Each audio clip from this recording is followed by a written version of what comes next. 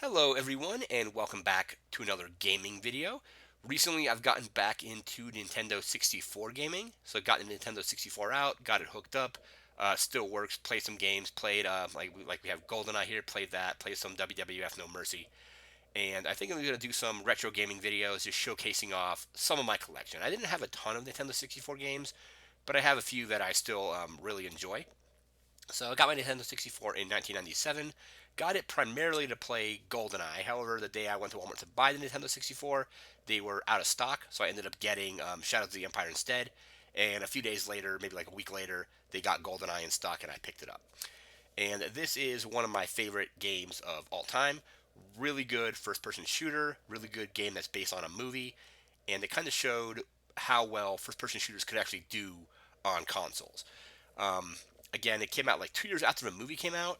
The movie came out in '95. This came out in '97. But really solid game. This is, I believe, it's complete. I generally don't throw away packages or manuals or anything like that. So I believe it is complete. It does have the manual, the cartridge, of course the box is there, and a couple of the other like little inserts and things like that. This is one of the earlier printings of the box in game because there are some errors in the manual for like specifically the spider gun, which is listed in the manual. It isn't in the game. They renamed the gun the Klob due to legal reasons. So they printed these early, and the manual has spider still listed in there. So again, Nintendo 64, Rumble Pack compatible, 4 players, teen rated, created by Rare, who was working for Nintendo at the time, and they've since been bought by Microsoft. I think there were plans to do an Xbox Live arcade version of this at one point, but I think that fell through probably with licensing through the James Bond license and stuff like that. They released Perfect Dark for the Xbox Live Arcade, and I believe they actually had plans for GoldenEye at one point, but I think again those fell through. Some stuff on the box here that is a little different from the actual game is in the silo level. They have that's the assault rifle. That I don't believe that gun shows up until later in the game, unless you're using like a cheat code to get all weapons or that particular gun. So that's that. This is supposed to be the KS7 Soviet. However, the gun looks a little bit different than it does in the actual game. So we're just going to go ahead and get this open. You're going to showcase what's in the box.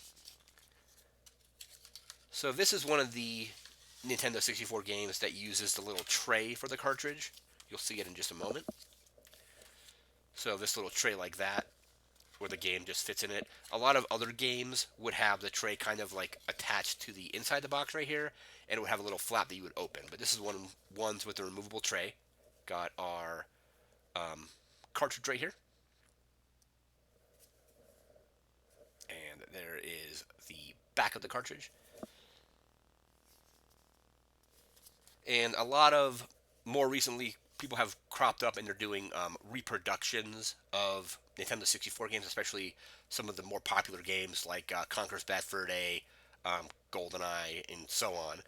And of course, this is an authentic game, but you can generally tell by kind of looking at the case or the cartridge that the Nintendo logo here is very smooth. There's no like rough edges in there, and then the light's probably not going to pick it up, but there's usually like a little numerical stamp that's been kind of stamped into the back here to help you indicate that if it's an actual cartridge or not. Basically, for example, if you see Conker's Bad Fur Day for like $20 on like eBay or something, it's definitely going to be a reproduction cartridge.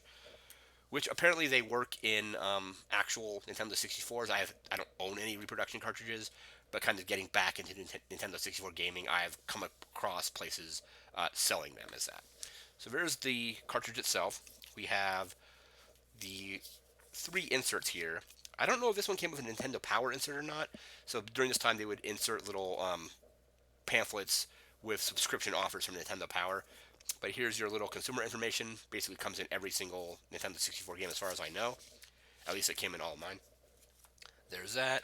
Here is the player's guide offer. Oh, this might be the Nintendo Power thing. Yeah, this is it. So this is the Nintendo Power subscription thing.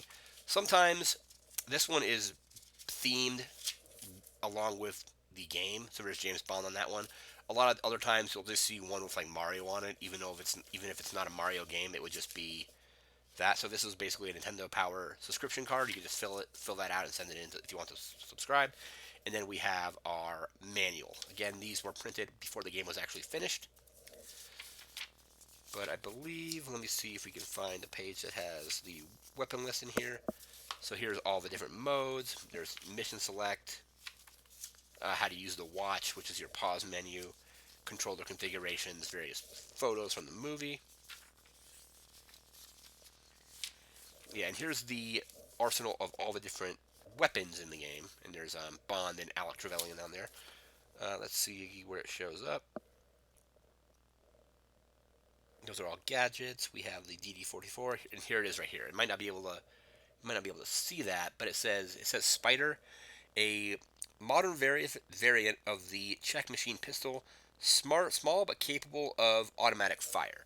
So a lot of these weapons, initially, I think internally at least, from what I was reading, were named after their real-world counterparts. So, for example, the KS-7 Soviet is basically an AK-47. They probably didn't want to call it that just because of the Nintendo was kind of still a little bit squeamish at this time. I think they had, this is 3 years before they did, no, 4 years before they did Conker's Bad Fur Day, and they didn't want to like have any kind of weirdness with the weapon, so they kind of just changed all the different names. So like a PPK is James Bond's pistol. They changed that to PP7. So anyway, I think the gun was called Spider, so they spelled it out Spyder.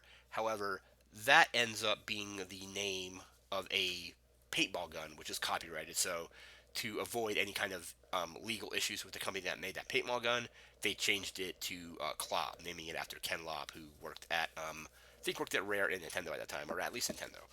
But that's the manual. So we got the manual, the consumer information, and the Nintendo Power thing, which is that, the box, and the cartridge. So I believe this one is actually complete. Definitely one of my favorite games of all time. Um, Great first-person shooter. I didn't care for the remake. They made a remake on, I think it was on Xbox 360, I think PS3, I think Wii maybe had one as well. And basically, it just became, they just turned this into a Call of Duty game. Basically, they expanded the levels. They did a few other things, but it didn't. I didn't really care for it. I played it on the Wii. It may have played better on other consoles, but I never played it on 360 or PS3. But it would be really nice to see kind of like a not a remake, but like a remaster where it's like upscale to like at least 1080p, maybe 4K. But that who knows if that'll ever happen. I think they tried to do that with Xbox, tried to release it as part of like an arcade thing, and they probably just couldn't secure the licensing. But that is just a look at GoldenEye for the Nintendo 64. One of my favorite games from the system, maybe my favorite game on the system. It's really hard to choose for me to choose between this and WWF No Mercy. No Mercy, probably one of the best, if not the best wrestling game ever made. At least back at least when you compare it to some of the games that came out around it within the last few years. Probably definitely better than something like WWE 2K20, which I've just heard is terrible. Haven't played that. Played I think 2K19. But for what No Mercy did at the time, with kind of like limited as the cartridge space was, they definitely did a lot with No Mercy.